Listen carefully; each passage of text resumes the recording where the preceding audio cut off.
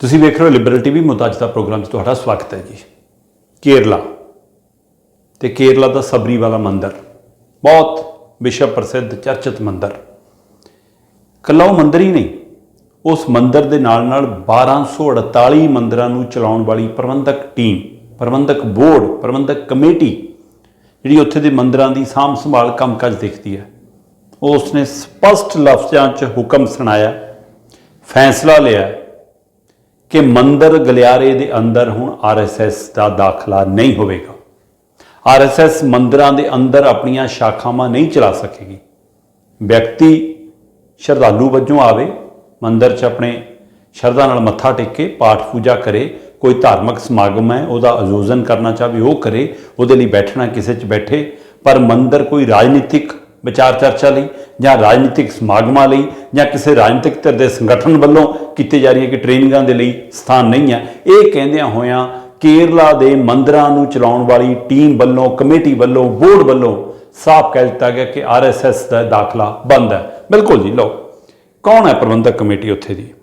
बकायदा तौर पर उत्थे TDB, जिवें आपां मतलब कि SGPC की गल करते हैं, श्रोमणी गुरुद्वारा प्रबंधक कमेटी, जिवें दिल्ली कमेटी की गल करते हैं, उस तरह केरला दे विच मंदिरां नूं संभालण वाली जिहड़ी बोर्ड है, जिहड़ी कमेटी है, वो है TDB, त्रावणकोट देवेसम बोर्ड। ये बोर्ड उत्थे मंदिरां की साਂਭ संभाल करता, जिन्हां कोल सबरी वाला मंदिर भी, तो उस तो बिना 1248 के करीब मंदिर ने जिन्हां दा सारा प्रबंध देख रेख करते हैं। सो 1248 मंदिरां नूं संभालण वाली ये बोर्ड एक आज़ाद बोर्ड है, एक आज़ाद कमेटी है। इसनूं हिंदू एक्ट के तहत जेकर तुसीं गल करो संविधान की, है ना, 1950 के तहत ये होंद च है, तो उस अनुसार काम करता है। सो पिछले लंबे समय तो इन्होंने नोट्स कटने शुरू किए। वो नोट्स बकायदा ये कह के कि मंदिरों च कोई राजनीतिक समागम नहीं होणगे, कोई राजनीतिक आयोजन नहीं होणगे, कोई राजनीतिक बैठक नहीं होणगियां, इसलिए इत्थे अजिहा कुछ ना होवे, वो तो बिना धार्मिक जो मर्जी होवे। पर वो नोट्स से किसी ने गौर नहीं किया। किहने करना सी? मंदिरां दे विच धार्मिक समागम तो हुंदे ने, हैं, मतलब कि किसी परिवार ने कोई प्रोग्राम करना, कुछ करना, वो तो हुंदे ने, पर राजनीतिक समागम नहीं हुंदे। पर फिर भी इन्होंने चिट्ठी कढ़नी पई, इन्होंने नोट्स जारी करना पिया। उहदे पिछे इहदा मतलब केरला के मंदिरां च RSS दी जिहड़ियां शाखावां लगदियां ने, जिवें पंजाब च भी, हरियाणे च भी, जे ग्राउंड पिया स्कूल के ग्राउंड च ला लो, मंदिर का बेड़ा उत्थे ला लो। सो इसलिए हुण केरला के मंदिर बोर्ड वाले कहंदे कि RSS का एक पार्टी का विंग है, एक राजनीतिक धिर का विंग है, इसलिए इसनूं इजाजत नहीं हो सकती राजनीतिक विंग नूं कि भाई तू मंदिरां दे विच दाखल हो। सो इसलिए कहंदे जी उन्होंने वो नोट्सां नूं वो गंभीरता नाल नहीं लैंदे सी, जदों कि इशारा उन्हां वाले सी। पर जदों गल ना बनी तो हुण कहंदे स्पष्ट नोट्स कढ़िया, उह RSS लिख के कढ़िया। लो, मैं दो नोट्सां का हवाला दिना। एक नोट्स कढ़िया गया करीब 2016 दे विच कि जी केरला के मंदिरां च किसी भी तरह की राजनीतिक गतिविधि, राजनीतिक समागम नहीं होणगे। पर RSS दी शाखावां कहंदे फिर भी लगदियां, कहंदे साडा राजनीति नाल की संबंध है, जिस तरह समाजिक संगठन। फिर 30 मार्च 2021 नूं फिर एक नोटिस कढ़िया गया कि केरला के मंदिरां दे जिन्हें भी प्रबंध देखने वाली टीमां ने, क्योंकि जिहड़ी मुख्य टीम है उन्हें बाकी मंदिरां दे विच जिहड़े प्रबंध करते हैं उन्होंने निर्देश भेजे अधिकारियों नूं, मुलाजमां नूं, स्टाफ नूं। तो उस तो बाद भी कहंदे वो नहीं हटे RSS वाले उत्ते शाखा लाउण तो।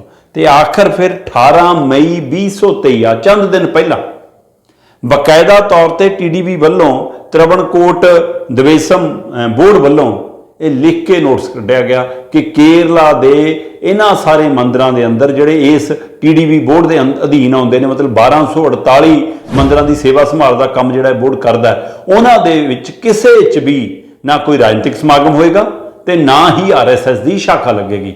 सो इसलिए जी केरला के मंदिरां चों RSS की शाखा नूं बाहर करके, RSS नूं बाहर करके कि देश के बाकी सूबे वालों, क्योंकि इस फैसले के बाद कांग्रेस कहती है क्या देख लो भाई केरला का 90% हिंदू RSS वाले नाल नहीं हैगा।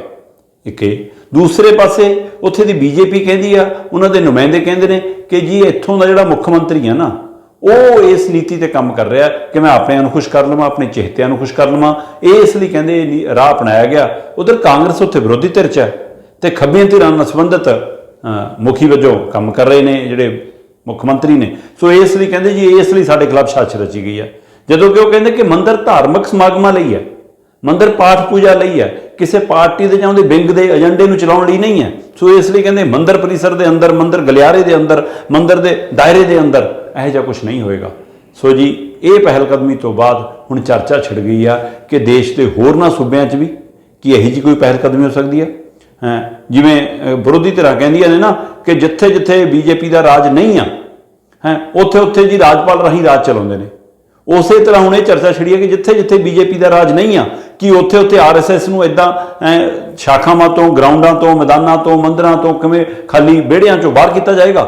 ਕੀ ਸਖਤ ਫੈਸਲਾ ਹੋਣ ਜਾ ਰਿਹਾ ਹੈ ਜਾਂ ਫਿਰ ਬੀਜੇਪੀ ਆਪਣੇ ਦਬਦਬਾ ਦੇ ਨਾਤੇ ਇਸ ਨੂੰ ਕਾਇਮ ਰੱਖੇਗੀ। ਪਰ ਇੱਕ ਵਾਰ ਕੇਰਲਾ ਨੇ ਜਿਹੜੀ ਪਹਿਲਕਦਮੀ ਕੀਤੀ ਉਹਦੀ ਅੱਜ ਦੇਸ਼ ਭਰ 'ਚ ਚਰਚਾ ਕਿ ਹਾਂ ਭਾਈ ਆਹ ਕੇਰਲਾ ਨੇ 1248 ਮੰਦਰਾਂ 'ਚੋਂ ਆਰਐਸਐਸ ਨੂੰ ਬਾਹਰ ਕਰ ਦਿੱਤਾ। ਚਲੋ ਉੱਧਰ ਪਹਿਲਵਾਨਾਂ ਦਾ ਧਰਨਾ ਜਾਰੀ ਹੈ। ਉਹ ਕੈਂਡਲ ਮਾਰਚ ਕੱਢਦੇ ਨੇ ਤੇ ਕਹਿੰਦੇ ਜੀ ਕੈਂਡਲ ਮਾਰਚ ਦੇ ਦੌਰਾਨ ਇੰਡੀਆ ਗੇਟ ਤੋਂ ਪੁਲਿਸ ਵੱਲੋਂ ਕਹਿੰਦੇ ਉਹਨਾਂ ਦੇ ਸਮਰਥਕਾਂ ਨੂੰ ਡੰਡੇ ਦੇ ਜ਼ੋਰ ਤੇ ਭਜਾਇਆ ਜਾਂਦਾ ਹੈ। ਉਹ ਕਹਿੰਦੇ ਨੇ ਅਸੀਂ ਮੈਡਲ ਵਾਪਸ ਕਰ ਦਿਆਂਗੇ। ਬ੍ਰਿਜ ਭੂਸ਼ਣ ਕਹਿੰਦਾ ਕਿਹੜੇ ਮੈਡਲ, 15 ਰੁਪਏ ਦਾ ਤੁਹਾਡੇ ਮੈਡਲ ਦੀ ਕੀਮਤ ਹੈ। ਸੋ ਉਹ ਜਿਹੜਾ ਖੁਦ ਕੁਸ਼ਤੀ ਸੰਘ ਦਾ ਮੁਖੀ ਹੋਵੇ ਉਹ ਪਹਿਲਵਾਨਾਂ ਦੇ ਮੈਡਲਾਂ ਬਾਰੇ ਐਂ ਬੋਲੇ, ਇੱਥੋਂ ਅੰਦਾਜ਼ਾ ਲਾ ਲਓ। ਫਿਰ ਇੱਥੇ ਵੀ ਨਹੀਂ ਰੁਕਿਆ, ਕਹਿੰਦਾ ਇਹ ਤਾਂ ਮੱਥਰਾ ਕਕਈ ਨੇ ਜੀ। ਇਹ ਤੱਕ ਕਿਹਾ ਉਹ ਪਹਿਲਵਾਨ ਧੀਆਂ ਨੂੰ ਜਿਹੜੀਆਂ ਦੇਸ਼ ਦਾ ਗੌਰਵ ਨੇ, ਦੇਸ਼ ਦਾ ਮਾਣ ਨੇ, ਜਿਹੜਾ ਦੇਸ਼ ਲਈ ਇਨਾਮ ਮੈਡਲ ਜਿੱਤ ਕੇ ਲਿਆਉਂਦੀਆਂ ਰਹੀਆਂ। ਤੇ ਉਹ ਕਹਿੰਦੇ ਸਾਡੇ ਬਾਰੇ ਕੀ ਕਹਿਣਾ, ਸਾਡੇ ਬਾਰੇ ਦੇਸ਼ ਜਾਣਦਾ, ਸਾਡੇ ਪਰਿਵਾਰ ਜਾਣਦੇ ਨੇ, ਸਾਡੇ ਲੋਕ ਜਾਣਦੇ ਨੇ, ਪਰ ਤੇਰੇ ਬਾਰੇ ਅਸੀਂ ਜਾਣਦੇ ਹਾਂ ਕਿ ਤੂੰ ਤਾਂ ਰਾਵਣ ਤੋਂ ਵੀ ਭੈੜਾ। ਸੋ ਇਸ ਤਰ੍ਹਾਂ ਦੀਆਂ ਹੁਣ ਸਿੱਧੀਆਂ ਟਿੱਪਣੀਆਂ ਦੇ ਦਰਮਿਆਨ ਡੋਪ ਟੈਸਟ ਦੀ ਗੱਲ ਆ ਗਈ ਜੀ, ਉਹ ਲਾਈਵ ਡਿਟੈਕਟਿਵ ਟੈਸਟ ਦੀ ਗੱਲਾਂ ਆ ਗਈਆਂ ਜੀ, ਨਾਰਕੋ ਟੈਸਟ ਦੀਆਂ ਗੱਲਾਂ ਆ ਗਈਆਂ ਜੀ। ਉਹ ਕਹਿੰਦੇ ਜੀ ਬ੍ਰਿਜ ਭੂਸ਼ਣ ਦਾ ਨਾਰਕੋ ਟੈਸਟ ਹੋਣਾ ਚਾਹੀਦਾ। ਬ੍ਰਿਜ ਭੂਸ਼ਣ ਕਹਿੰਦਾ ਜੀ ਮੈਂ ਤਿਆਰ ਹਾਂ ਜੀ, ਸ਼ਰਤ ਇਹ ਹੈ ਕਿ ਪਹਿਲਵਾਨਾਂ ਦਾ ਨਾਲ ਹੋਵੇ। ਪਹਿਲਵਾਨ ਕਹਿੰਦੇ ਅਸੀਂ ਤਾਂ ਪਹਿਲਾਂ ਤਿਆਰ ਹਾਂ, ਪਰ ਸ਼ਰਤ ਸਾਡੀ ਹੈ ਕਿ ਲਾਈਵ ਹੋਊਗਾ, ਸਾਰਾ ਕੁਝ ਟੈਲੀਕਾਸਟ ਹੋਊਗਾ, ਜਨਤਕ ਹੋਊਗਾ। ਫਿਰ ਬ੍ਰਿਜ ਭੂਸ਼ਣ ਜੀ ਟੱਪਣ ਲੱਗ ਗਿਆ, ਦੇਖੋ ਜੀ ਜਾਣ ਕੇ ਸ਼ਰਤਾਂ ਲਾਉਂਦੇ ਨੇ, ਕਰਾਓ ਭਾਈ, ਮੇਰੇ 'ਚ ਕੀ ਹੈ, ਲਾਈਵ ਹੋਣ 'ਚ ਕੀ ਹਰਜ ਹੈ। ਪਰ ਇਸ ਸਭ ਦੇ ਦਰਮਿਆਨ, ਇਸ ਪ੍ਰਦਰਸ਼ਨ ਦੇ ਦੌਰਾਨ, ਉਹਨੂੰ ਹਟਾਉਣ ਦੇ ਦਰਮਿਆਨ ਉਸ ਨੂੰ ਗ੍ਰਿਫਤਾਰੀ ਕਰਨ ਦੀ ਮੰਗ ਦੇ ਨਾਲ ਪ੍ਰਦਰਸ਼ਨ 23-24 ਦਿਨਾਂ ਤੋਂ ਅੱਗੇ ਚਲਾ ਗਿਆ। ਤੇ ਇਸ ਸਭ ਦੇ ਦਰਮਿਆਨ ਉਹਦੇ ਪਰ FIR ਤਾਂ ਦਰਜ ਹੋ ਗਈ, ਪਰ ਗ੍ਰਿਫਤਾਰੀ ਅਜੇ ਨਹੀਂ ਹੋਈ। ਦੂਸਰੇ ਪਾਸੇ ਉਸ ਨੂੰ ਕਹਿੰਦੇ ਜੀ ਭੰਗ ਕਰ ਦਿੱਤਾ ਕੁਸ਼ਤੀ ਸੰਘ ਹੈ ਜਿਹੜਾ ਭਾਰਤੀ ਕੁਸ਼ਤੀ ਸੰਘ, ਉਹਨੂੰ ਭੰਗ ਕਰਤਾ। ਭੰਗ ਕਰਨ ਦਾ ਮਤਲਬ ਹੁਣ ਕਮੇਟੀ ਭੰਗ ਹੈ, ਨਵੀਂ ਕਮੇਟੀ ਬਣੂਗੀ, ਨਵਾਂ ਪ੍ਰਧਾਨ। ਪਰ ਕਹਿੰਦੇ ਬ੍ਰਿਜ ਭੂਸ਼ਣ ਆਪਣੇ ਆਪ ਨੂੰ ਅਜੇ ਵੀ ਪ੍ਰਧਾਨ ਲਿਖਦਾ।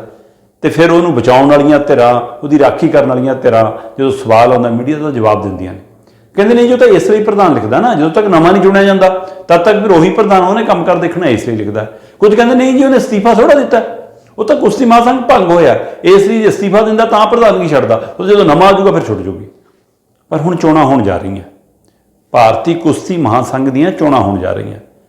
ਤੇ ਕਹਿੰਦੇ ਜੀ ਬ੍ਰਿਜ ਭੂਸ਼ਣ ਪੂਰੀ ਤਕੜਮਬਾਜ਼ੀ ਲੜਾ ਰਿਹਾ ਕਿ ਕੋਈ ਨਾ ਕਰ ਦਿਓ ਮੈਨੂੰ ਬਾਹਰ, ਮੈਨੂੰ ਹਟਾਉਣ ਦੀ ਮੰਗ ਆ, ਮੈਂ ਛੱਡ ਦਿੰਦਾ, ਪਰ ਮੇਰੇ ਮੁੰਡੇ ਨੂੰ ਬਣਾ ਦਿਓ, ਸਾਡੇ ਜਵਾਈ ਨੂੰ ਬਣਾ ਦਿਓ, ਮੇਰੇ ਨੇੜਲੇ ਇੱਕ ਨਜ਼ਦੀਕੀ ਮਿੱਤਰ ਸੱਜਣ ਰਿਸ਼ਤੇਦਾਰ ਨੂੰ ਬਣਾ ਦਿਓ। ਲੋ ਕੀ ਖੇਡ ਹੈ, ਮੈਂ ਪੂਰੀ ਰਿਪੋਰਟ ਤੁਹਾਡੇ ਸਾਹਮਣੇ ਰੱਖਦਾ।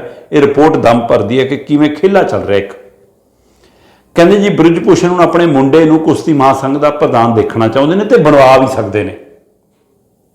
ਤੇ ਜੇ ਇੰਨੀ ਅਪਰੋਚ ਅਲੀ ਬਾਬਾ 40 ਚੋਰ, ਤੋਂ ਜੇਕਰ 40 ਚੋਰ ਹੈਗੇ ਨੇ ਤਾਂ ਅਲੀ ਬਾਬਾ ਮੁਖੀ ਰਹੂਗਾ ਹੀ ਰਹੂਗਾ ਫਿਰ ਤਾਂ। ਚਲੋ ਹੁਣ 30 ਦਿਨਾਂ ਦੇ ਧਰਨੇ ਦੇ ਉੱਤੇ ਬੈਠੇ ਪਹਿਲਵਾਨ ਉਹ ਆਪਣੀ ਮੰਗ ਤੇ ਅੜੇ ਨੇ ਕਿ ਇਹਦੀ ਗ੍ਰਿਫਤਾਰੀ ਕਰੋ। ਤੇ ਦੂਸਰੇ ਪਾਸੇ ਕਹਿੰਦੇ ਕਿ ਮੁੰਡਾ ਜਾਂ ਉਹਦੇ ਮਿੱਤਰਾਂ ਨੂੰ ਜਾਂ ਆਪਣੇ ਨੇੜਲਿਆਂ ਨੂੰ ਕਹਿੰਦੇ ਜੀ ਮੁਖੀ ਬਣਾਉਣ ਦੀ ਤਿਆਰੀ ਕਰ ਰਿਹਾ ਬ੍ਰਿਜ ਭੂਸ਼ਣ ਕਿ ਜੇ ਮੈਨੂੰ ਪ੍ਰਧਾਨਗੀ ਨਹੀਂ ਮਿਲਦੀ ਤਾਂ ਮੇਰੇ ਘਰ 'ਚ ਰਹੇ ਪ੍ਰਧਾਨਗੀ, ਜੇ ਮੇਰੇ ਘਰ 'ਚ ਨਹੀਂ ਤਾਂ ਮੇਰੀ ਜੇਬ 'ਚ ਤਾਂ ਰਹੇ ਪ੍ਰਧਾਨਗੀ। ਜੀ ਹਾਂ, ਕੀ ਹੈ ਖੇਡ। ਦਿੱਲੀ ਦੇ ਜੰਤਰ ਮੰਤਰ ਉੱਤੇ ਕਹਿੰਦੇ ਧਰਨਾ ਜਾਰੀ ਆ। ਦਿਨੇਸ਼ ਫੋਗਟ, ਸਾਕਸ਼ੀ ਮਲਿਕ, ਬਜਰੰਗ ਪੁਨੀਆ ਕਰੀਬ 30 ਦਿਨਾਂ ਤੋਂ ਧਰਨੇ 'ਤੇ ਨੇ। 23 ਅਪ੍ਰੈਲ ਤੋਂ ਉਹਨੇ ਬ੍ਰਿਜ ਭੂਸ਼ਣ ਦੇ ਖਿਲਾਫ ਲੜਾਈ ਛੇੜੀ ਹੋਈ ਹੈ, ਉਹਦੇ ਤੋਂ ਹਟਾਉਣ ਦੀ, ਗ੍ਰਿਫਤਾਰੀ ਦੀ। ਤੇ ਇਹ ਸਭ ਦੇ ਦਰਮਿਆਨ ਕਹਿੰਦੇ ਜੀ ਹੁਣ ਕੁਸ਼ਤੀ ਮਹਾਂਸੰਘ ਭੰਗ ਹੈ ਤੇ ਉਸ ਦੌਰਾਨ ਹੀ ਨਵੀਂ ਚੋਣ ਦੀ ਤਿਆਰੀ ਚੱਲਦੀ ਹੈ। ਤੇ WFI ਦੇ ਜਿਹੜੇ ਅੰਦਰ ਦੀ ਖਬਰ ਹੈ ਉਹ ਨਿਕਲ ਰਹੀ ਹੈ ਕਿ ਬ੍ਰਿਜ ਭੂਸ਼ਣ ਸ਼ਰਨ ਸਿੰਘ ਆਪਣੇ ਛੋਟੇ ਮੁੰਡੇ ਕਰਨ ਭੂਸ਼ਣ ਸਿੰਘ ਨੂੰ ਫੈਡਰੇਸ਼ਨ ਦਾ ਮੁਖੀ ਬਣਨ ਦਾ ਦੇਖਣਾ ਚਾਹੁੰਦੇ ਨੇ ਤੇ ਉਹਦੇ ਲਈ ਉਹ ਪੂਰੀ ਚਾਲ ਚੱਲ ਰਹੇ ਨੇ ਆਪਣੀ। ਜੇਕਰ ਕਰਨ ਭੂਸ਼ਣ ਸਿੰਘ ਕਹਿੰਦੇ ਉੱਤੇ ਸਹਿਮਤੀ ਬਣ ਜਾਂਦੀ ਹੈ ਫਿਰ ਤਾਂ ਠੀਕ ਹੈ, ਫਿਰ ਤਾਂ ਕੋਈ ਮਸਲਾ ਹੀ ਨਹੀਂ। ਜੇ ਨਹੀਂ ਬਣਦੀ ਤਾਂ ਇਸੇ ਕੁਸ਼ਤੀ ਮਹਾਂਸੰਘ ਦਾ ਕੈਸ਼ੀਅਰ ਹੈ ਇੱਕ ਬੰਦਾ, ਤੇ ਉਹ ਕੈਸ਼ੀਅਰ ਕਹਿੰਦੇ ਸਮਝ ਲਓ ਬ੍ਰਿਜ ਭੂਸ਼ਣ ਦਾ ਹੀ ਮਤਲਬ ਕਿ ਨੱਕ ਦਾ ਵਾਲ ਹੈ, ਉਹਦਾ ਹੀ ਖਾਸ ਹੈ। ਸੋ ਇਸ ਲਈ ਕਹਿੰਦੇ ਉਹ ਬਣ ਸਕਦਾ। ਬਿਲਕੁਲ ਜੀ, ਇਹਨਾਂ ਦਾ ਕੈਸ਼ੀਅਰ ਹੈ ਸਤਪਾਲ ਸਿੰਘ ਦੇਸ਼ਵਾਲ, ਕਹਿੰਦੇ ਉਹਨੂੰ ਵੀ ਮੁਖੀ ਬਣਾ ਸਕਦੇ ਨੇ ਇਹ ਜੀ ਬ੍ਰਿਜ ਭੂਸ਼ਣ ਹੋਣੀ, ਇੰਨੀ ਪਹੁੰਚ ਰੱਖਦੇ ਆ। ਮੇਰਠ ਦਾ ਰਹਿਣ ਵਾਲਾ ਸਤਪਾਲ ਸਿੰਘ ਉੱਤਰਾਖੰਡ ਕੁਸ਼ਤੀ ਫੈਡਰੇਸ਼ਨ ਦਾ ਮੁਖੀ ਵੀ ਰਿਹਾ ਤੇ ਬ੍ਰਿਜ ਸ਼ਰਨ ਸਿੰਘ ਦਾ ਦੋਸਤ ਵੀ ਹੈ ਤੇ ਇਸੇ ਤਰ੍ਹਾਂ ਇੱਕ ਹੋਰ ਵਿਅਕਤੀ ਹੈ ਕਹਿੰਦੇ ਜੈ ਪ੍ਰਕਾਸ਼ ਗੁੱਜਰ, ਉਹਦਾ ਵੀ ਨਾਂ ਰੇਸ ਦੇ ਵਿੱਚ ਹੈ ਕਿਉਂਕਿ ਉਹ ਵੀ ਖਾਸਮ ਖਾਸ ਹੈ। ਸੋ ਇਸ ਲਈ ਪਹਿਲੀ ਕੋਸ਼ਿਸ਼ ਹੈ ਕਿ ਮੇਰਾ ਮੁੰਡਾ, ਜੇ ਮੇਰਾ ਮੁੰਡਾ ਨਹੀਂ ਸਾਡੇ ਘਰ ਚੋਂ ਕਿ ਜਵਾਈ ਆ ਉਹ, ਨਹੀਂ ਤਾਂ ਫਿਰ ਆ ਦੋ ਮੇਰੇ ਲਈ ਨੇੜੇ ਨੇ ਜਿਹੜੇ ਇਹ ਬਣ ਜਾਣ। ਲਓ ਜੀ ਕੀ ਹੈ ਇਹ, ਕੌਣ ਕੌਣ ਨੇ ਮੈਂ ਦੱਸਦਾ।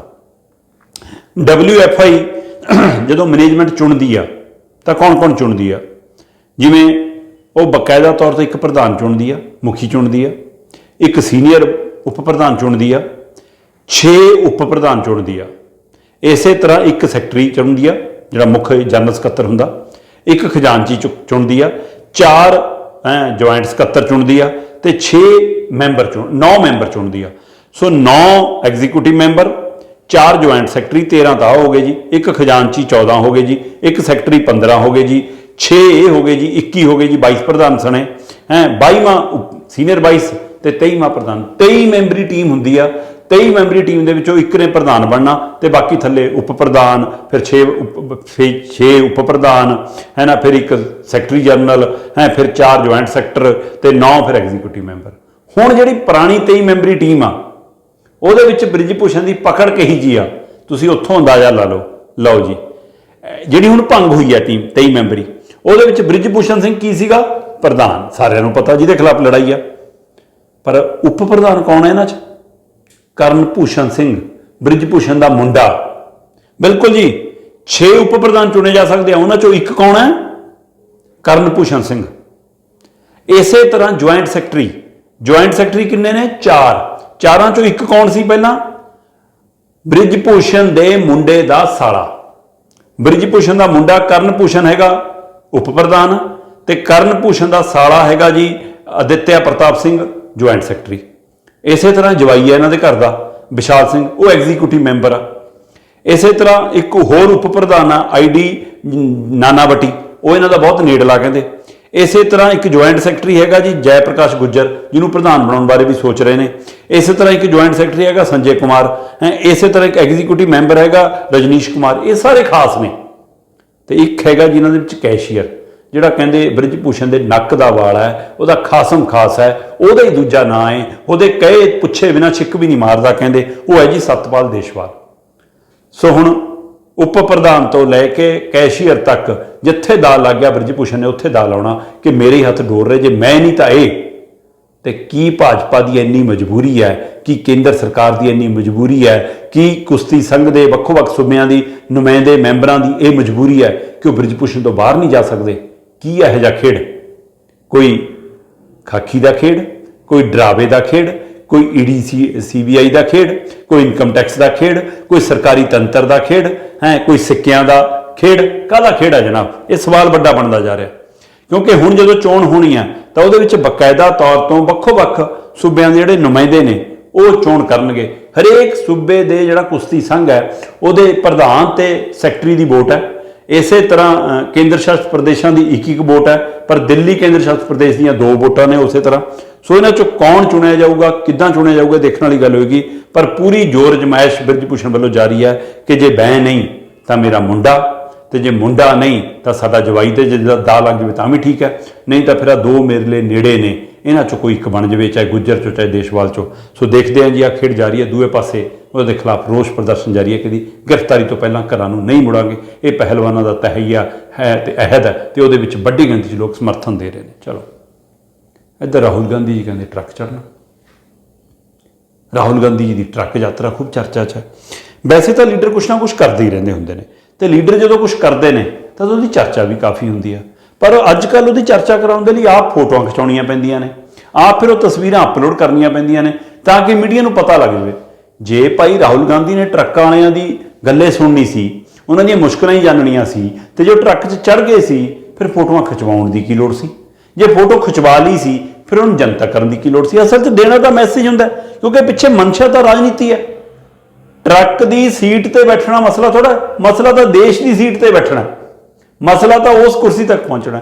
ਗੌਰ ਕਰੋ, ਜਦੋਂ ਰਾਹੁਲ ਗਾਂਧੀ ਨੇ ਸਰਗਰਮ ਸਿਆਸਤ 'ਚ ਪੈਰ ਧਰਿਆ ਸੀ ਤਦ ਵੀ ਰਾਹੁਲ ਗਾਂਧੀ ਕਦੇ ਮੈਟਰੋ ਚੜ੍ਹ ਜਾਂਦੇ ਸੀ, ਕਦੇ ਬੱਸ ਚੜ੍ਹ ਜਾਂਦੇ ਸੀ, ਕਦੇ ਕਾਲਜ ਯੂਨੀਵਰਸਿਟੀ ਦੇ ਵਿਦਿਆਰਥੀਆਂ ਨਾਲ ਬਹਿ ਜਾਂਦੇ ਸੀ। ਹੁਣ ਉਹ ਦੁਬਾਰਾ ਪਿਰਤ ਤੋਰੀ ਹੈ ਫਿਰ, ਪਰ ਉਸ ਪਿਰਤ ਨੂੰ ਜਦੋਂ ਤੇਜ਼ੀ ਫੜੀ, ਮੀਡੀਆ 'ਚ ਚਰਚਾ ਹੋਣ ਲੱਗੀ ਤਾਂ ਅਚਾਨਕ ਉਹ ਪਿਰਤ ਨੂੰ ਬ੍ਰੇਕ ਲੱਗ ਗਈ। ਕਾਰਨ ਨਰਿੰਦਰ ਮੋਦੀ ਮੂਹਰੇ ਆ ਗਏ ਤੇ ਨਰਿੰਦਰ ਮੋਦੀ ਦੀ PR ਕੰਪਨੀ, ਰਾਹੁਲ ਗਾਂਧੀ ਦੀ PR ਕੰਪਨੀ ਨੂੰ ਤੇਜ਼ ਨਿਕਲ ਗਈ ਤੇ ਨਰਿੰਦਰ ਮੋਦੀ ਜੀ ਫੋਟੋ ਸੈਸ਼ਨ ਵੀ ਚੱਲਦਾ, ਜੈਕਟਾਂ ਕੱਪੜਿਆਂ ਦਾ ਰੰਗ ਵੀ ਚੱਲਦਾ ਹੈ, ਸਾਰਿਆਂ ਨੂੰ ਪਰੇ ਕਰਕੇ ਇਕੱਲੀ ਆਪਣੀ ਫੋਟੋ ਖਿਚਾਉਣ ਦਾ ਢੰਗ ਵੀ ਚੱਲਦਾ, ਮਾਲ ਡੁੱਗੀ ਬਣਾ ਕੇ ਵੇਚਣਾ ਵੀ ਆਉਂਦਾ, ਬੋਲਾਂ ਦਾ ਜੋੜ ਤੋੜ ਕਰਕੇ ਵੀ ਬਣਾਉਣਾ ਆਉਂਦਾ, ਜਿੱਥੇ ਜਾਣਾ ਉੱਥੇ ਨਾਲ ਸੰਬੰਧ ਜੋੜਨਾ ਆਉਂਦਾ। ਸੋ ਉਸ ਖੇਡ ਦੇ ਵਿੱਚ ਉਹਨਾਂ ਦੀ PR ਕੰਪਨੀ ਮੂਹਰੇ ਲੰਘ ਗਈ ਤੇ ਰਾਹੁਲ ਗਾਂਧੀ ਪਿੱਛੇ ਰਹਿ ਗਏ। ਤੇ ਹੁਣ ਰਾਹੁਲ ਗਾਂਧੀ ਦੀ PR ਕੰਪਨੀ ਨੇ ਫਿਰ ਤੇਜ਼ੀ ਫੜੀ ਆ। ਅਗਲੇ ਕਹਿੰਦੇ ਉਤਰੋ ਜੀ ਗੱਡੀ ਦੇ ਵਿੱਚੋਂ, ਤੋਂ ਚੜ੍ਹੋ ਜੀ ਟਰੱਕ 'ਚ, ਤੇ ਰਾਹੁਲ ਗਾਂਧੀ ਚੜ੍ਹ ਗਏ। ਜੀ ਹਾਂ, ਸੋਮਵਾਰ ਦੀ ਰਾਤ ਤੇ ਮੰਗਲਵਾਰ ਦੀ ਤੜਕਸਾਰ ਦਿੱਲੀ ਤੋਂ ਕਾਫਲਾ ਨਿਕਲਿਆ। ਸੜਕ ਤੇ ਆ ਕੇ ਕਹਿੰਦੇ ਰਾਹੁਲ ਗਾਂਧੀ ਨੇ ਕਿਹਾ ਕਿ ਮੈਨੂੰ ਉਤਾਰ ਦਿਓ, ਮੈਂ ਤਾਂ ਟਰੱਕ 'ਚ ਜਾਊਂਗਾ। ਤੇ ਸਿਕਿਉਰਿਟੀ ਵਾਲੇ ਹੈਰਾਨ ਕਿ ਜਨਾਬ ਸੁਰੱਖਿਆ ਦਾ ਮਸਲਾ। ਉਹ ਕਹਿੰਦਾ ਕੋਈ ਨਾ, ਜਿਹੜੇ ਟਰੱਕ 'ਚ ਮੈਂ ਚੜ੍ਹਨਾ ਉਹਦੇ ਨੇੜੇ ਤੇੜੇ ਵੀ ਗੱਡੀਆਂ ਨਾ ਰੱਖਿਓ ਤਾਂ ਕਿ ਟਰੱਕ ਵਾਲਿਆਂ 'ਤੇ ਕੋਈ ਪ੍ਰੈਸ਼ਰ ਆ ਰਿਹਾ ਕਿ ਪਤਾ ਨਹੀਂ ਕਿਉਂ ਗੱਡੀਆਂ ਘੇਰੀ ਜਾਂਦੀਆਂ ਨੇ, ਇਸ ਲਈ ਮੈਨੂੰ ਕੁਛ ਦੇਰ ਲਈ ਇਕੱਲਾ ਛੱਡ ਦਿਓ, ਸਾਈਡ 'ਤੇ ਰਹੋ, ਕੋਈ ਚੱਕਰ ਨਹੀਂਗਾ। ਤੇ ਕਹਿੰਦੇ ਦਿੱਲੀ ਤੋਂ ਬਾਹਰ ਨਿਕਲ ਕੇ ਰਾਹੁਲ ਗਾਂਧੀ ਇੱਕ ਟਰੱਕ 'ਚ ਸਵਾਰ ਹੋ ਗਿਆ। ਹੁਣ ਅਜੇ ਤੱਕ ਇਹ ਤਾਂ ਨਹੀਂ ਪਤਾ ਕਿ ਟਰੱਕ ਕਾਂਗਰਸੀਆਂ ਨੇ ਪੈਦਾ ਕੀਤਾ ਸੀ, ਉਪਲਬਧ ਕਰਾਇਆ ਸੀ, ਆਪਣੇ ਕਿਸੇ ਖਾਸ ਦਾ ਸੀ, ਜਾਂ ਅਚਾਨਕ ਜਿਹੜਾ ਸੜਕ ਤੇ ਜਾ ਰਹੇ ਟਰੱਕਾਂ 'ਚੋਂ ਕਿਸੇ ਇੱਕ ਨੂੰ ਹੱਥ ਦਿੱਤਾ। ਪਰ ਟਰੱਕ 'ਚ ਚੜ੍ਹ ਕੇ ਰਾਹੁਲ ਗਾਂਧੀ ਕਹਿੰਦੇ ਅੰਬਾਲੇ ਦੇ ਕੋਲ ਗੁਰਦੁਆਰਾ ਮੰਜੀ ਸਾਹਿਬ ਉੱਥੇ ਰੁਕ ਗਿਆ, ਉੱਥੇ ਉਤਰਿਆ, ਅੰਦਰ ਮੱਥਾ ਟੇਕਿਆ, ਪਾਠੀ ਸਿੰਘਾਂ ਨਾਲ, ਉੱਥੇ ਸੇਵਾ ਸੰਭਾਲ ਕਰ ਰਹੇ ਸਿੰਘਾਂ ਨਾਲ ਗੱਲਬਾਤ ਕੀਤੀ, ਲੰਗਰ ਹਾਲ ਕਰਨੀ ਨੂੰ ਚਲੇ ਗਏ ਤੇ ਚਾਹ ਦਾ ਲੰਗਰ ਵੀ ਛਕਿਆ। ਤੇ ਉਹ ਤੋਂ ਬਾਅਦ ਕਹਿੰਦੇ ਟਰੱਕ ਆ ਕੇ ਜੀ ਫਿਰ ਲਾਲੜੂ ਇੱਕ ਢਾਬੇ ਤੇ ਬ੍ਰੇਕ ਲਵਾ ਲਈ ਤੇ ਉਤਰਿਆ, ਤੇ ਉਤਰ ਕੇ ਕਹਿੰਦੇ ਕੁਰਸੀ ਤੇ ਬਹਿ ਗਿਆ। ਤੇ ਉੱਥੇ ਜਿਹੜੇ 2-4 ਟਰੱਕਾਂ ਟਰੁੱਕਾਂ ਵਾਲੇ ਛਕਣ ਵਾਲੇ ਪਰੌਂਠਾ ਖਾਣ ਲਈ ਬੈਠੇ ਸੀ, ਉਹ ਘੁਸਰ ਮੁਸਰ ਕਰਨ ਲੱਗ ਗਏ। ਜਿਹੜੇ ਉੱਥੇ ਦੇ ਢਾਬੇ 'ਚ ਕੰਮ ਕਰਨ ਵਾਲੇ ਸੀ ਉਹ ਦੇਖਣ 'ਚ ਲੱਗ ਗਏ ਕਿ ਲੱਗਦਾ ਤਾਂ ਉਹ ਜਿਹਾ, ਜਾਨੂੰ ਤੂੰ ਕਰਦੀਆਂ ਗੱਡੀਆਂ ਆ ਗਈਆਂ ਹੂਟਰ ਮਾਰਦੀਆਂ। ਤੇ ਫਿਰ ਸਾਰਿਆਂ ਨੂੰ ਪਤਾ ਹੀ ਲੱਗ ਗਿਆ ਕਿ ਰਾਹੁਲ ਗਾਂਧੀ ਆ। ਤੇ ਰਾਹੁਲ ਗਾਂਧੀ ਨੇ ਕਹਿੰਦੇ ਆਲੂ ਪਿਆਜ਼ ਵਾਲੇ 2 ਪਰੌਂਠੇ ਮੰਗਾ ਲਏ, ਨਾਲ ਇੱਕ ਚਾਹ ਮੰਗਾ ਲਈ। ਤੇ ਜਦ ਨਾਲ ਸਟਾਫ ਆ ਗਿਆ, ਕਹਿੰਦਾ ਭਾਈ ਤੁਸੀਂ ਵੀ ਛਕਣਾ? ਉਹ ਕਹਿੰਦਾ ਹਾਂ ਜੀ। ਹੁਣ ਚਾਹ ਦੇ ਤਾਂ ਲੱਗੇ 30 ਕੱਪ, ਪਰ ਪਰੌਂਠੇ ਲੱਗੇ 10। ਹੁਣ ਇਹਦਾ ਮਤਲਬ 2 ਪਰੌਂਠੇ ਰਾਹੁਲ ਗਾਂਧੀ ਖਾ ਗਿਆ, 1 ਚਾਹ ਪੀ ਗਿਆ, ਤੇ 29 ਚਾਹ ਪੀਣ ਵਾਲੇ ਬੰਦਿਆਂ ਨੇ ਪਰੌਂਠੇ ਸਿਰਫ ਇਹਦਾ ਮਤਲਬ 8 ਕੇ ਖਾਧੇ। ਸੋ ਇਸ ਲਈ ਜਾਂ ਤਾਂ ਕਿਤੇ ਰਾਹ 'ਚ ਕੁਛ ਹੋਰ ਖਾਇਆ ਉਹਨੇ, ਚਲੋ। ਤੇ ਕਹਿੰਦੇ ਬਿੱਲ ਬਣਿਆ 1400 ਦਾ। ਪਹਿਲਾਂ ਤਾਂ ਢਾਬੇ ਵਾਲਾ ਬਿੱਲ ਨਾ ਬਣਾਵੇ, ਤੇ ਜਦੋਂ ਬਿੱਲ ਬਣਾਤਾ ਫਿਰ ਪੈਸੇ ਨਾ ਲਵੇ। ਰਾਹੁਲ ਗਾਂਧੀ ਕਹਿੰਦਾ ਨਾ, ਪੈਸੇ ਤਾਂ ਦੇਣੇ ਆ ਭਾਈ, ਆ ਤਾਂ ਮੇਰਾ ਨਿਯਮ ਆ ਫੜ 1400 ਰੁਪਈਆ, ਤੇ ਜਿਹਨੇ ਸਾਨੂੰ ਪਰਾਂਠੇ ਛਕਾਏ ਨੇ ਆ 100 ਰੁਪਈਆ ਉਹਦੀ ਟਿਪ, ਤੇ 1500 ਰੁਪਈਆ ਦੇ ਕੇ ਤੇ ਰਾਹੁਲ ਗਾਂਧੀ ਕਹਿੰਦੇ ਫਿਰ ਆਪਣੀ ਗੱਡੀ 'ਚ ਬੈਠ ਕੇ ਤੁਰ ਗਏ। ਦਿੱਲੀ ਤੋਂ ਲੈ ਕੇ ਗੁਰਦੁਆਰਾ ਮੰਜੀ ਸਾਹਿਬ ਤੋਂ ਲੈ ਕੇ ਢਾਬੇ ਤੱਕ ਕਹਿੰਦੇ ਜੀ ਟਰੱਕਾਂ ਵਾਲਿਆਂ ਦੀ ਮਨ ਕੀ ਬਾਤ ਸੁਣੀ। ਬਿਲਕੁਲ ਜੀ, ਵੈਸੇ ਤਾਂ ਨਰਿੰਦਰ ਮੋਦੀ ਕਰਦੇ ਆ ਮਨ ਕੀ ਬਾਤ, ਉਹ ਸੁਣਦੇ ਨਹੀਂ ਸੁਣਾਉਂਦੇ ਆ। ਤੇ ਕਹਿੰਦੇ ਜੀ ਰਾਹੁਲ ਗਾਂਧੀ ਟਰੱਕਾਂ ਵਾਲੇ ਕਹਿੰਦੇ ਸਾਡੀ ਸੁਣ ਕੇ ਗਿਆ ਜੀ। ਹੁਣ ਕੀ ਰਾਹੁਲ ਗਾਂਧੀ ਸੱਚਮੁੱਚ ਟਰੱਕਾਂ ਵਾਲਿਆਂ ਦੀ ਮੁਸ਼ਕਲ ਸਮਝਣਾ ਚਾਹੁੰਦਾ? ਕੀ ਉਹਨਾਂ ਦੀ ਤਕਲੀਫਾਂ ਦਾ ਹੱਲ ਕਰਨਾ ਚਾਹੁੰਦਾ? ਜਾਂ ਉਹਦੀ ਨਜ਼ਰ ਹੈ ਦੇਸ਼ ਦੇ 90 ਲੱਖ ਟਰੱਕ ਡਰਾਈਵਰਾਂ ਤੇ? 90 ਲੱਖ ਤੋਂ ਵੱਧ ਗਿਣਤੀ ਹੈ ਟਰੱਕ ਡਰਾਈਵਰਾਂ ਦੀ। ਜੇ 90 ਲੱਖ ਟਰੱਕ ਡਰਾਈਵਰ ਨੇ ਤਾਂ ਉਹਦੇ ਨਾਲ 80-85 ਲੱਖ ਤਾਂ ਕਰੀਬ ਕਲੀਨਰ ਵੀ ਹੋਣਗੇ। ਫਿਰ ਟਰੱਕਾਂ ਨਾਲ ਜੁੜੇ ਹੋਏ ਪੈਂਚਰ ਵਾਲੇ, ਤੇਲ ਬਦਲਣ ਵਾਲੇ, ਫਿਰ ਰਾਹ 'ਚ ਚਾਹ ਦੇ ਖੋਖਿਆਂ ਵਾਲੇ, ਫਿਰ ਢਾਬਿਆਂ ਵਾਲੇ, ਫਿਰ ਪੈਟਰੋਲ ਪੰਪਾਂ ਵਾਲੇ, ਉਹ ਸਾਰੀ ਲੰਬੀ ਕੜੀ ਹੈ ਜਿਨ੍ਹਾਂ ਦਾ ਸੰਬੰਧ ਟਰੱਕਿੰਗ ਨਾਲ ਹੈ ਜਾਂ ਟਰੱਕ 'ਚ ਮਾਲ ਲੱਦਣ ਵਾਲੇ। ਕੀ ਸਾਰਾ ਕੁਝ ਉਹਦੇ ਪਰ ਨਿਸ਼ਾਨੇ ਤੇ ਹੈ? ਕਿਉਂਕਿ ਨਿਸ਼ਾਨਾ ਤਾਂ 2024 ਹੈ। ਤੇ ਇਸ ਲਈ ਰਾਹੁਲ ਗਾਂਧੀ ਨੇ ਪੰਜਾਬ ਦਾ ਸਫ਼ਰ ਜਾਂ ਹਰਿਆਣੇ ਦਾ ਸਫ਼ਰ ਜਾਣਾ ਤਾਂ ਸ਼ਿਮਲਾ ਸੀ, ਆਪਣੀ ਭੈਣ ਪ੍ਰਿਯੰਕਾ ਦੇ ਘਰ 'ਚ ਕਹਿੰਦੇ ਕਰਨਾਟਕ ਵਾਲੀ ਥਕਾਵਟ ਲਾਉਣੀ ਹੈ, ਇਸ ਲਈ ਠੰਡੀ ਵਾਦੀਆਂ 'ਚ ਭੈਣ ਦਾ ਜਿਹੜਾ ਉੱਥੇ ਫਾਰਮ ਹਾਊਸ ਬਣਿਆ ਵਾ ਉੱਥੇ ਦਿਨ ਕੱਟਣ ਗਏ ਨੇ ਰਾਹੁਲ ਗਾਂਧੀ। ਪਰ ਰਾਹ ਦੇ ਵਿੱਚ ਕਹਿੰਦੇ ਟਰੱਕ ਨੂੰ ਦੇਖ ਕੇ ਮਨ ਬਦਲਿਆ, ਤੁਰੰਤ ਫੈਸਲਾ ਲਿਆ। ਤੇ ਪਰ ਇਸ ਦੀਆਂ ਜਿਵੇਂ ਤਸਵੀਰਾਂ ਪਾਈਆਂ ਉਸ ਨੂੰ ਇੱਕ ਪੱਖ ਚੰਗਾ ਵੀ ਲੱਗਦਾ ਕਿ ਰਾਜਨੀਤਿਕ ਲੀਡਰ ਜੇਕਰ ਇਸ ਤਰ੍ਹਾਂ ਲੋਕਾਂ 'ਚ ਵਿਚਰਨ ਲੱਗ ਜਾਣ, ਇਸ ਤਰ੍ਹਾਂ ਲੋਕਾਂ ਤੱਕ ਪਹੁੰਚ ਕਰਨ ਲੱਗ ਜਾਣ, ਤਾਂ ਕਾਫੀ ਕੁਛ ਉਹਨਾਂ ਨੂੰ ਧਰਾਤਲ 'ਤੇ ਪਤਾ ਲੱਗ ਜਾਵੇ ਕਿ ਕਿਵੇਂ ਹੋਰ ਸੂਬਿਆਂ 'ਚ ਟਰੱਕ ਵਾਲਿਆਂ ਦੀ ਲੁੱਟ ਹੁੰਦੀ ਆ, ਕਿਵੇਂ ਉਹਨਾਂ ਨਾਲ ਧੋਖਾ ਹੁੰਦਾ ਹੈ, ਕਿਵੇਂ ਉਹਨਾਂ ਦੀ ਪੈਸੇ ਦੀ ਲੁੱਟ ਹੁੰਦੀ ਆ, ਕਿਵੇਂ ਉਹਨਾਂ ਨੂੰ ਅਫਸਰ ਅਧਿਕਾਰੀ ਪੁਲਿਸ ਵਾਲੇ ਤੰਗ ਕਰਦੇ ਨੇ, ਕਿਵੇਂ ਬਾਹਰਲੇ ਸੂਬਿਆਂ 'ਚੋਂ ਮਾਲ ਲਿਆਉਣਾ, ਰਾਤਾਂ ਬਾਹਰ ਕੱਟਣੀਆਂ, ਪਰਿਵਾਰ ਦੀਆਂ ਕੀ ਮੁਸ਼ਕਿਲਾਂ ਨੇ, ਬੱਚਿਆਂ ਨੂੰ ਕਿਹੜੀਆਂ ਦਿੱਕਤਾਂ ਆਉਂਦੀਆਂ ਨੇ। ਸ਼ਾਇਦ ਇਹ ਸਾਰਾ ਕੁਝ ਸਮਝ ਆਵੇ ਪਰ ਲੀਡਰ ਸਾਰੇ ਇਹੋ ਜਿਹੇ ਨਹੀਂ ਹੁੰਦੇ।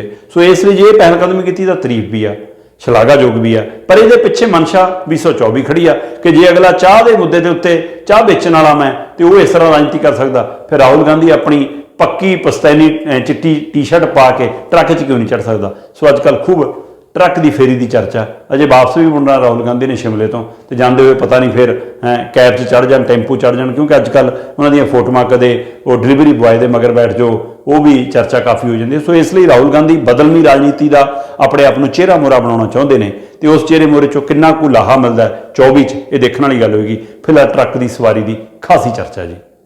ਤੁਸੀਂ ਵੇਖਦੇ ਰਹੋ ਲਿਬਰਲ TV, ਲੋਕਾਂ ਦੀ ਆਵਾਜ਼ ਲੋਕਾਂ ਲਈ।